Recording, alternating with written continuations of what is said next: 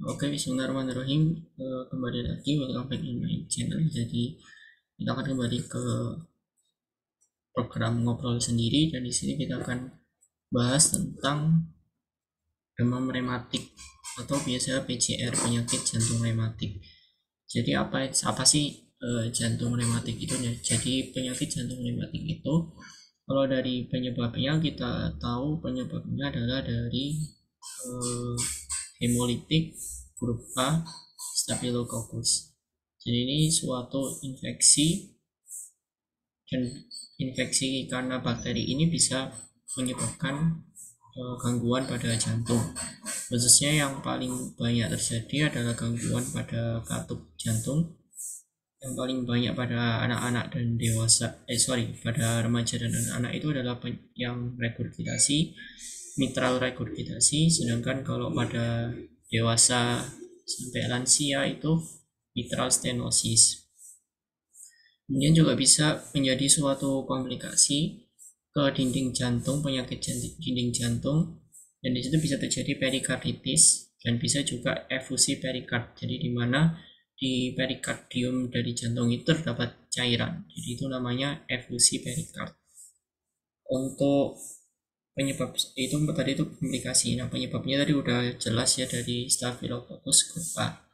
Makanya nanti untuk tata laksana atau pengobatannya itu nanti ada 4 tahap ya. Jadi yang pertama eradikasi bakterinya, yang kedua itu kalau nggak salah pencegahan, yang ketiga aktivitas fisik, dan yang keempat itu terapi jangka panjangnya, maksudnya untuk mencegah kambuhan. Oh ya, yang kedua tadi kayak antiinflamasinya itu panjang sekali, berminggu-minggu, kalau nggak salah 6 minggu ya, itu menggunakan aspirin dan prednison. Terus nanti bagaimana terapi non farmakonya dari tirah baring dan istirahat, terus dari eh, apa namanya, untuk mencegahnya. Nah, untuk mencegahnya ini bisa tergantung kondisinya ya, dan ini sifatnya tahunan, jadi biasanya 5 tahun 10 tahun gitu ya, untuk pencegahan kekambuhannya lagi gitu. Nah, demam rematik ini terjadinya banyaknya di perempuan. Jadi eh, jumlah orang perempuan yang menderita itu lebih banyak daripada laki-laki. Dan kalau misalkan ini tergantung usia, oh ya tadi itu menyebabkan dinding penyakit katup jantung dan dinding jantung. Nah, kalau katup yang paling sering itu katup bikuspid dulu atau katup mitral. Habis itu udah dari bikuspid itu biasanya kenanya ke aorta sebelahnya ya. Terus baru katup-katup yang lain. Nah, tadi udah sempat disebut dikit kalau yang paling banyak itu mitral regurgitasi pada anak-anak dan remaja. Sedangkan kalau pada dewasa itu mitral stenosis. Nah, nanti kita juga bahas lagi di gangguan-gangguan katup ya di situ. Terus komplikasinya biasanya bisa terjadi atrial fibrilasi. Atrial fibrilasi nanti dibahas juga di yang lebih di kuliah di topik tentang aritmia gitu. Nah, terus bagaimana sih awal mula bakterinya masuk ke dalam tubuh sampai menimbulkan yang kayak gitu. Jadi di dalam tubuh itu ada faktor virulensi pada bakterinya. Jadi apa sih faktor virulensi itu? Sesuatu yang bisa ditularkan oleh bakteri ke manusia. Nah, di situ ada yang namanya protein M. Nah, protein M ini kebetulan nih dia itu nanti setiap patogen asing yang masuk, dia itu akan dikenali atau diidentifikasi ciri-cirinya segala macam itu oleh APC atau antigen presenting cell. Nah, APC tadi udah kenali nih, dipelajari dulu lah istilahnya. Apa patogennya? Oh, patogennya itu pakai baju putih, celana biru, topi hitam gitu ya. Informasi ini ditangkap oleh APC dan dia itu diberikan kepada sel-sel imun. Nah, sel-sel imunnya sel T, ya sel T, dan juga sel-sel makrofag gitu ya. Ini dikasih informasi nih, ada protein M dari Staphylococcus itu pakai baju putih, celana biru, dan topi hitam. Segera dibunuh. Nah, udah terus habis itu langsung datang nih sel T CD4 yang naif itu nanti berdiferensiasi menjadi segala macam sel yang sesuai, bisa TNF alpha, terus bisa interleukin, itu bisa muncul juga. Terus makrofag ini sebagai peran utamanya, dia itu akan memakan dari bakteri itu. Nah, yang terjadi di sini adalah terjadi autoimun, jadi molecular mimicry. Jadi kenapa sih kok bisa molecular mimicry? Jadi gampangannya tadi kan informasi yang ditangkap itu udah disampaikan kan, kalau bakterinya itu pakai baju putih, celana biru, topi hitam. Nah, kebetulan sel-sel tubuh kita itu juga punya ciri yang sama. Jadi baju putih, celana biru, topi hitam. Akhirnya karena ciri-ciri itu udah dikasih tahu ke tentara, pokoknya orang yang gini harus dibunuh. Akhirnya semua dibunuh, termasuk sel-sel tubuh sendiri yang aslinya itu bukan patogen, dibunuh karena memiliki ciri yang sama dengan apa, M protein dari Staphylococcus grup A tadi yang hemolitiknya ini. Jadi autoimun di situ, dan akhirnya ya udah, jadi setelah dibunuh itu terjadi berbagai macam kelainan-kelainan. Nah, di sini yang khas kalau misalkan dilihat dari patologinya, dia itu ada yang namanya nodul Ancov. Nodul Ancov. Jadi proses-proses tadi contohnya adalah adanya edema, adanya infiltrasi sel-sel radang di situ akan membentuk yang namanya nodul Ancov. Di situ itu adalah ciri khasnya. Nah, dia itu akhirnya bisa menimbulkan banyak banget manifestasi klinis. Bisa juga dia itu di perikardnya, bisa juga dia itu ke kulit. Jadi nanti ada kriteria diagnosis, kita itu bisa menilai dari eritema atau dari merah-merah di kulit. Terus bisa juga menjadi suatu nodul di situ ya, nodul apa ya, nodul yang ada di subkutan. Nah, di subkutan itu nanti kita bisa temui contohnya di siku, di apa, di lutut, di pergelangan kaki, di ruas-ruas dari tangan, dan juga di prosesi spinosus dari tulang belakangnya bagian lumbal dan thoracalis gitu. Itu. Jadi tadi nodul Arjovi bisa menimbulkan banyak sekali manifestasi klinis di situ. Nah, bagaimana kita mendiagnosis atau tahu kalau ini tuh PCR atau enggak? Nah, kita itu sampai saat ini gitu ya, belum ada suatu tes atau uji molekuler gitu ya. Mohon maaf, ada tes laboratorium yang khusus ya untuk mendeteksi dari rheumatoid heart disease ini. Tapi kita bisa menggunakan suatu kriteria, yaitu kriteria Jones, jadi reversed Jones. Nah, di situ nanti ada kriteria mayor, kriteria minor. Nah, kriteria minor ini bisa dilihat dari gejala, terus bisa dilihat dari hasil DL, darah lengkap ya. Habis itu ditunjang juga dengan adanya pemeriksaan EKG untuk kriteria minornya. Habis itu juga ada beberapa pemeriksaan lab yang dibutuhkan. Contohnya adalah swab di faring, habis itu di tes serologi antibody untuk melihat ASO, terus anti nukleo beta, maaf, pokoknya anti ABO gitu, DNA ACB, dan juga ada anti streptokinase. Nah, itu untuk melihat titer antibodinya. Terus bisa juga tadi udah swab itu, jadi kriterianya kayak gitu. Terus kapan sih dikatakan dia itu positif? Jadi positif itu dikatakan ketika udah ada dua kriteria mayor atau satu kriteria mayor ditambah dua kriteria minor disertai dengan bukti-bukti lab tadi. Ini udah dikatakan positif. Oke, langsung aja. Jadi apa sih kriteria mayornya atau kriteria yang paling besar? Jadi yang pertama yang paling banyak terjadi adalah karditis. Ya, karditis. Mohon maaf, yang paling banyak terjadi adalah artritis ya, artritis dulu sekitar 80%, habis itu karditis, habis itu korea itu yang paling dikit ya. Jadi korea itu nanti dia itu akan menimbulkan gerakan yang nggak beraturan. Jadi kayak tiba-tiba kayak kejang gitu ya, tidak beraturan. Habis itu ada juga eritema atau merah-merah pada kulit. Nah, terus habis itu yang terakhir itu kriteria mayornya adalah adanya nodul di kulit subkutan. Jadi nodul subkutan kayak gitu. Nah, itu dari kriteria mayor. Nah, kalau kriteria minornya dia itu berbasis gejala. Jadi kalau gejala ada atalgia, ada demam, biasanya disertai demam. Habis itu ada riwayat mungkin sebelumnya atau bertahun-tahun yang lalu atau udah lama gitu ya, udah pernah mengalami demam rematik. Terus kalau dari hasil lab kita tahu dari laju endapan darah yang meningkat dan juga CRT di situ. Terus kalau dari ECG apa yang bisa kita temui? Jadi ada pemanjangan interval PR. Jadi artinya ada nodus AV block di situ ya. AV block degree 1 dari derajat 1 di mana PR-nya itu menjauh lebih dari 5 kotak kecil dan menjauhnya itu konstan ya.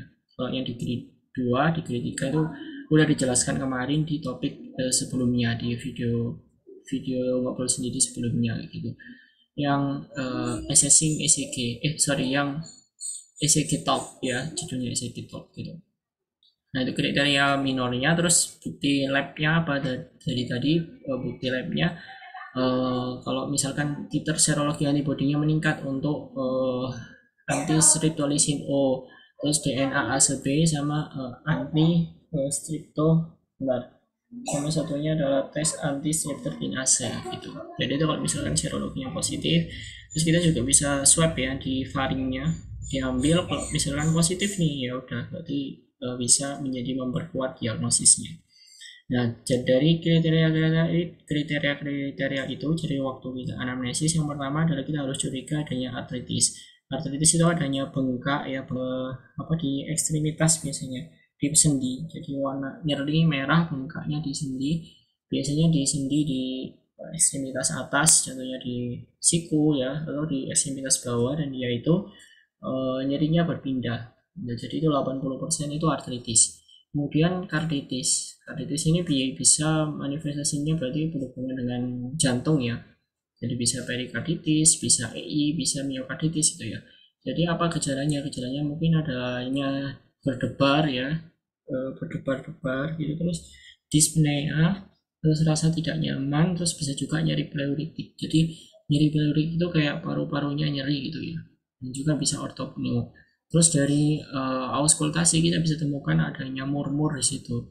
Terus kalau misalkan dari ritmenya dari ECG dicek, itu bisa ditemukan adanya takikardia atau beatnya itu lebih dari 100 bpm. Nah, dari situ kita juga bisa menemui kalau di situ udah perikarditisnya udah terjadi efusi, maka bunyi jantungnya itu kan redup, dan bunyi jantungnya redup, terus suara jantungnya lemah.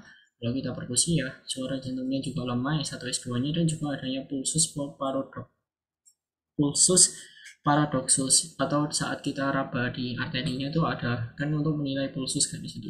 Nah, itu pulsusnya adalah pulsus paradoksus. Nah, habis itu kalau misalkan dia itu perikarditis bisa terjadi friction root, jadi kayak bunyi dari perikarditisnya itu. Nah, kan di jantung itu kan dekat dengan paru-paru juga ya. Dari paru-paru itu juga ada friction root juga ternyata. Jadi apa sih maksudnya kalau kita membedakan ini? Misalkan saat kita auskultasi ini ada bunyi di situ ya. Terus kita mau bedain ini apakah jantung atau paru, ya udah berarti pasiennya mungkin Pak bisa tarik nafas dulu, ditahan. Nah, kalau misalkan bunyinya tetap terdengar berarti ini dari parunya. Kalau tetap terdengar berarti jantungnya, karena parunya kan tahan nafas. Jantung nggak mungkin berhenti dong. Jadi kalau misalnya kita dengar, ya udah berarti ada bunyi di situ, ya udah berarti itu dari jantungnya. Ya, terus kalau misalkan tadi kan dari pemeriksaan fisik udah, terus curiga yang kedua karditis itu.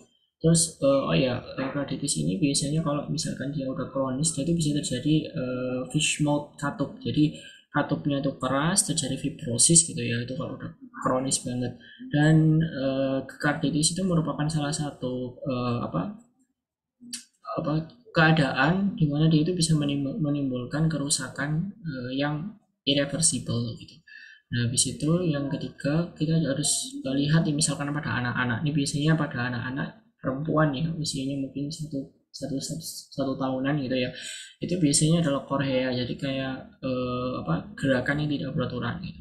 Nah itu kalau misalkan pada lansia udah di skip aja ya, dan biasanya terjadinya kan pada anak-anak.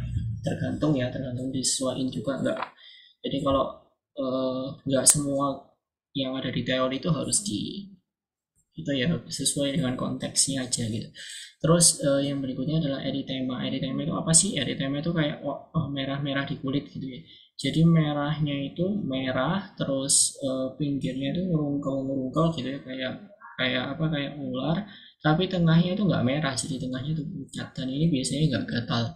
Nah ini biasanya kita temukan di tubuh, bisa di dada, di punggung, di ekstremitas gitu. Jadi nggak mungkin lah ditemukannya di eh, lidah, itu enggak. Jadi di kulit ya, di kepala mungkin kayaknya enggak deh. Kalau kepala tuh yang nodul, terus nggak mungkin lah di inguinal, itu enggak. Jadi biasanya di situ lokasi-lokasi eritemanya, biasanya itu enggak gatal.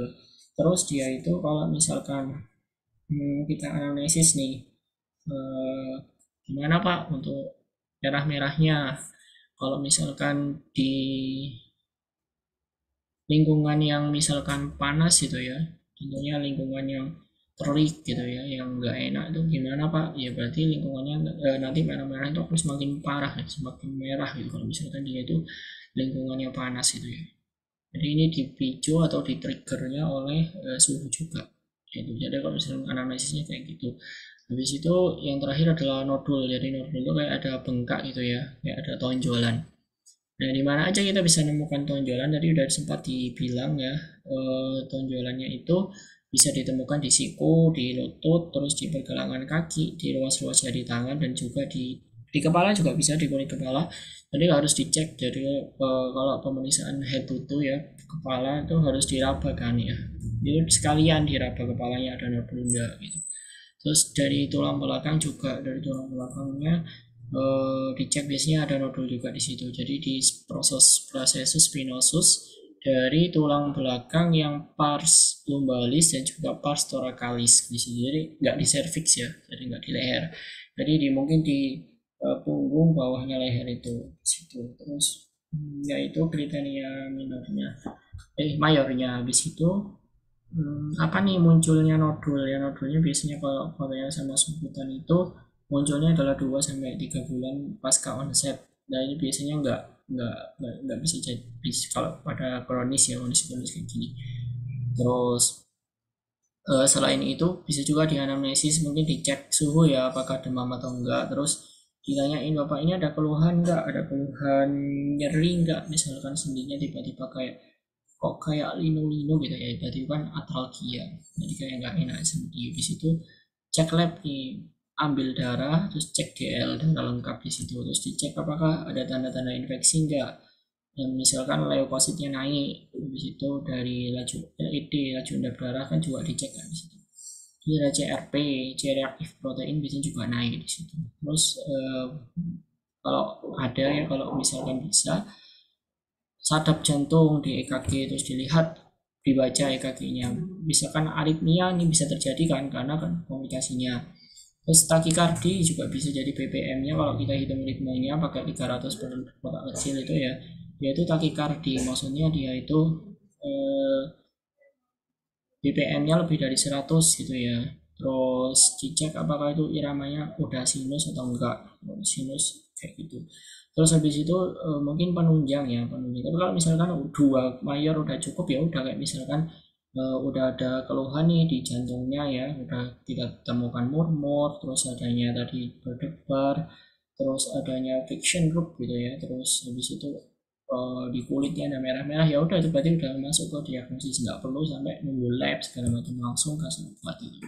Kesuwen ya, setelah tambah mahal juga perawatannya gitu. Terus kalau misalkan masih ya mayornya nggak ketemu nih, cuma satu, misalkan cuma nodul ya, terus minornya cuma demam sama terus nyeri sendi, itu kan kurang kuat ya. Terus dari ECG ini kurang meyakinkan itu, misalkan dari DL-nya mungkin cuma misalkan LED-nya doang nih yang naik, terus CRP-nya mungkin masih borderline gitu ya. Udah kita bisa kasih tambahan pemeriksaan lab, jadi kita swab di faringnya di situ, kita ambil, dicek apakah dia positif enggak. Habis itu cek darah juga, di titer antibody, terus kita menggunakan ASO, anti-streptolysin O, terus DNA ACB, anti DNA ACB, dan juga anti streptokinase. Dicek di situ, kalau misalkan positif salah satunya aja ya udah berarti berarti udah bisa ditegakkan diagnosisnya. Nah kalau udah tegak di situ ya udah langsung kasih obat. Nah bisa pemeriksaan yang lainnya juga tadi udah ya, di patologi bisa coba diambil nih, diambil ini apa nih, dicek patologi apakah adalah nodul arcok atau enggak, jadi tampilannya di hasil situ. Nah terus langsung kita kasih tata laksana ya. Tata laksana yang pertama adalah eradikasi. Jadi eradikasi ini selama 10 hari ya, diobati 10 hari. Obatnya ada penicillin. Jadi penicillin itu dosisnya 250 ya, diminum 2 kali sehari. Itu pada anak-anak. Kalau orang dewasa itu 500, jadi diminumnya 2-3 kali sehari selama 10 hari. Nah ini kan lama ya. Terus kalau orang itu misalkan penicillin kan obatnya berat jadi bikin alergi, misalkan alergi penicillin, ya udah berarti bisa dikasih obat yang erythromycin itu, bordetella juga bisa dikasih ya. Jadi erythromycin ya karena ini adalah penyebabnya adalah bakteri tadi, jadi dikasih antibiotik lah atau biotik semut. Nah terus erythromycin itu dosisnya 20-40 mg per hari, diminumnya kalau nggak salah itu 2-4, jadi ambil aja 3 kali sehari ya, 20-40 terus 3 kali sehari, ini selama 10 hari. Terus yang kedua, setelah 10 hari itu dikasih mungkin bisa berbarengan ya, 10 hari terus dikasih obat-obatan antiinflamasi. Apa sih yang dipakai itu aspirin dan juga prednison, tapi ini panjang ya, aspirinnya sendiri aja 6 minggu ya, dosisnya itu 75-100. Kalau misalkan prednison 2-2,5. Nah kenapa kok panjang? Jadi aspirin ini kan NSAID, anti-inflammation drug gitu ya, dan aspirin ini untuk ada fungsinya untuk mengimbangi efek dari prednison tadi. Nah jadi nggak boleh sembarangan ngawur ngasih gitu, enggak. Jadi prednison itu 2,5 mg itu diminumnya dua kali sehari ya. Kalau yang yang aspirin kalau memang dari teori 4 kali sehari selama 6 minggu, kalau dari yang ini 2 kali sehari selama 2 minggu. Nah 2 minggu tadi berarti ada aturan kalau prednison kan ya obat-obat steroid ya, jadi kalau steroid itu nggak boleh langsung udah 2 minggu berhenti, itu nggak boleh karena nanti bisa hipotiroid gitu ya, malah nambahi penyakit gitu ya. Jadi steroid prednison ini tadi kan 2 karena 2 minggu, habis itu di tapering off, direndahin dosisnya untuk 2 minggu. Nah selama tapering off itu tadi aspirinnya ditambah 2 minggu, ditambah 75. Jadi misalkan dosis awalnya aspirinnya 75, ini diresepi dulu 2 minggu bersamaan dengan prednison 2 mg 2 kali sehari selama 2 minggu. Terus kontrol lagi. Nah kontrol yang kedua aspirinnya ditambah, jadi 75 kan, berarti 150 ya, ditambah 150. Terus resepin untuk 2 minggu, tapi prednisonnya di tapering off gitu ya. Nah habis itu kalau udah 2 minggu kontrol lagi ya, 2 minggu lagi untuk antiinflamasinya, 2 minggu lagi. Terus prednisonnya udah, karena udah di tapering off, dan pastikan 2 minggu terakhir itu benar-benar dari tinggi ke bawah ya, misalkan dari 2 terus jadi 1,7 terus jadi 1,5 jadi 0,5 gitu, baru 0, misalkan 0,2 terus baru 0 gitu, jadi nggak boleh langsung stop gitu. Terus saat kontrol yang ketiga ini resepin 2 minggu tapi aspirinnya adalah 100 mg udah, jadi nggak 150 ya tadi, jadi 100 mg 2 minggu lagi dikontrol lagi. Nah makanya KIE edukasinya tadi kan aja 10 hari ya, 10 hari kan 1 mingguan, 1 minggu 3 hari ditambah 6 minggu jadi 7 mingguan, panjang ya. Jadi edukasinya adalah tetap harus kontrol rutin, terus keluarganya juga harus telaten, yang nggak boleh stop obat di tengah-tengah karena itu akan repot ya kan, rugi juga ke pasiennya sendiri gitu. Jadi kan apalagi obat yang diminum itu kan steroid, jadi kalau misalkan tiba-tiba di tapering off atau tiba-tiba males minum obat ya ya ya ada ada akibatnya nanti gitu ya. Terus eh, non farmakonya mungkin bisa tirabaring atau istirahat, tapi juga beraktivitas juga, mungkin dari makanannya juga nggak boleh yang LDL-nya tinggi. Terus habis itu terapi pencegahan ya, jadi profilaksis nih namanya ya. Dari profilaksis ini untuk mencegah dari serangannya kembali. Jadi kita bisa pilih sulfadiazin. Jadi golongan penisilin sulfadiazin diberikannya itu 1 gram, tergantung BP-nya sih. Jadi 1 gram aja 2 kali sehari. Oh sorry, sekali sehari itu sulfadiazin 1 gram. Kalau misalkan berat badannya lebih dari 27 kg, kalau kurang dari 27 kg 0,5, setengahnya kan, setengahnya 1,5 ya, 0,5 sekali sehari oral. Kalau misalkan nggak bisa nih, bisa menggunakan eritromisin. Jadi obat-obatan yang sebenarnya banyak ya di pasaran juga. Eritromisin terus 250 miligram 2 kali sehari gitu, untuk itu. Terus untuk apa kayak profilaksis ini berdasarkan gejala ya, misalkan ada reumatoid tapi ada gangguan di jantungnya, ya udah profilaksisnya 10 tahun. Wah, ya 10 tahun profilaksisnya. Tapi kalau misalkan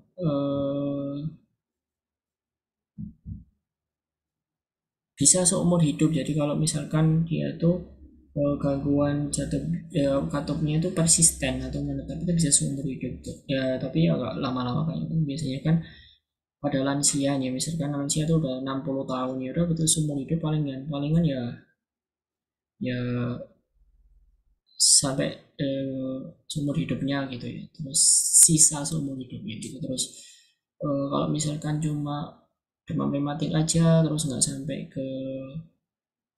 sampai ke gangguan jantungnya gitu ya, ya udah berarti cuma 5 tahun, singkat ya. Dan kalau prognosisnya itu ternyata penicillin itu sangat efektif ya. Habis itu kalau misalkan akut ya, itu memang kebanyakan kasus itu akan mereda itu setelah 12 minggu pengobatan. Jadi memang pengobatannya ya lama tadi, jadi kan 6 minggu tambah ya kayak gitu, ditambah profilaksisnya juga. Jadi kalau udah 12 minggu itu biasanya keluhannya itu akan mereda, membaik sendiri gitu ya. Terus kalau misalkan eh, pencegahannya itu yang sekunder ini yang penting, jadi untuk mencegah recurrent atau kambuh ya. Kambuh itu nggak enak banget ya kayak gitu. Ya udah, jadi itu tadi singkat dari rheumatoid heart disease. Nanti akan kita sambung lagi ke yang seri tentang gangguan katup. Jadi sengaja dipisah karena kalau digabung banyak yang harus dihafal dan dipelajari dan dimengerti gitu ya. Ya udah gitu aja, makasih dan see you in next episode.